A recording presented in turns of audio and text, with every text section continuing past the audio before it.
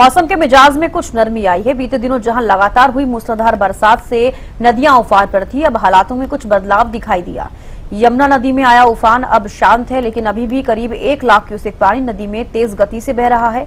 बरसात थमने और नदी का जलस्तर घटने से किसानों ने कुछ राहत की सांस जरूर ली है। हालांकि आने वाले दिनों में बरसात की संभावना जताई जा रही है। मानसून सीजन में पहाड़ी क्षेत्रों से लेकर मैदानी इलाकों में लगातार हो रही मूसलाधार बारिश से लोग कहीं ना कहीं अपने आप को फंसा हुआ महसूस कर रहे थे, क्योंकि कई इलाकों में जहां जल भराव था वहीं नदियां उफान पर थी। मैं इस समय यमुना नदी पर मौजूद हूं। जिस तरह से हथनीकुंड बैराज से यमुना में बीते दिनों पानी छोड़ा गया था, उससे यमुना का जलस्तर बढ़ा था और यमुना अपने पूरे रौद्र रूप में थी। लेकिन अब बीते 2 दिनों से जिस तरह से हालातों में सुधार हुआ है, उसके बाद यमुना अब कुछ शांत दिखाई दे रही है।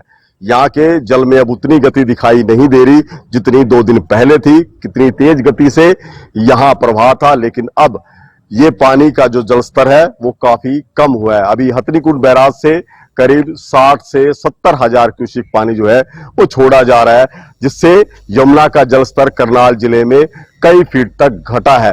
पहले यहाँ का जो जलस्तर था वो तटबंध के बिल्कुल नजदीक जा पहुंचा था, जिसके बाद खतरा बना हुआ था कि तटबंध में कहीं पर ब्रेक होता है, कटाव होता है, तो आसपास के खेतों में, आसपास के गांवों में बाढ़ का खतरा बन सकता है। इसी को देखते हुए लगातार इरिगेशन विभाग की टीम यमुना की निगरानी कर रही थी। इसके अलावा ग्रामीण भी अपने स्तर पर लगातार जो निगाहें हैं वो यमुना में होने वाली प्रत्येक हलचल पर रखे हुए थे। लेकिन अब यमुना के जलस्तर में कमी आई है, जिससे कहीं ना कहीं जो यमुना क्षेत्र के लोग हैं, जो किसान हैं, वो राहत की सांस जरूर ले रहे हैं। लेकिन जिस तरह से मौसम वैज्ञानिकों ने बताया है कि आगामी 20 सितंबर तक कई दौर की बरसात जो है हो सकती है। उसके बाद क्या कुछ स्थिति रहेगी, हथनीकुंड बैराज से कितना पानी छोड़ा जाएगा और उसके बाद यमुना के जलस्तर में क्या परिवर्तन आएगा, ये देखने वाली बात रहेगी।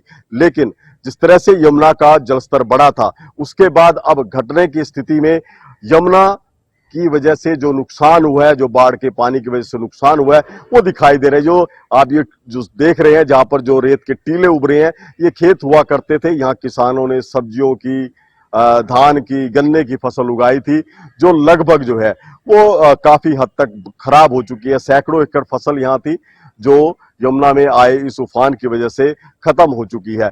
लेकिन अब जिस तरह से यमुना का पानी नीचे जा रहा है, जलस्तर कम हो रहा है, उसके बाद एक और खतरा जो किसानों के लिए बनता हुआ दिखाई दे रहा है कि बड़े स्तर पर जो है मिट्टी का कटाव यहां से होगा, क्योंकि जैसे पानी वापस जाएगा तो कटाव जरूर होगा, जिसकी वजह से किसानों को नुकसान होगा। अभी आप देख सकते हैं कि किस तरह से बड़ी संख्या में पेड़ भी जो है वो यमुना के पानी में बह कर आए थे, जिनको लोग निकाल रहे हैं। यहाँ पर ये जितने भी जो पॉपुलर के पेड़ की खेती जो करते हैं किसान, उनका नुकसान हुआ है। पॉपुलर के पेड़ जो हैं तेज पानी की वजह से टूटकर यमुना नदी में आए हैं और जो आसपास के लोग हैं वो उनको निकालते भी हैं, और इसी तरह का नुकसान यहाँ पर और भी दूसरी फसलों को हुआ है। ऐसे में अब आगामी क्या कुछ रहेगा मौसम का मिजाज, उस पर जरूर सबकी निगाहें बनी रहेंगी। यदि पहाड़ों में और ज्यादा तेज बरसात होती है तो जाहिर सी बात है एक बार फिर से यमुना का जलस्तर बढ़ेगा, और जो परिस्थितियां 2 दिन पहले तक यमुना में बनी हुई थी वही परिस्थिति आगे भी बन सकती है। ऐसे में अभी फिलहाल प्रशासन भी अलर्ट मोड पर है और किसान भी लगातार ये निगाहें बनाए हुए हैं कि यमुना में किसी तरह का परिवर्तन हो तो उनकी जो फसलें यमुना के तटबंध से बाहर हैं वो किसी तरह से सुरक्षित रखी जा सके। हरियाणा न्यूज के लिए करनाल से महेंद्र।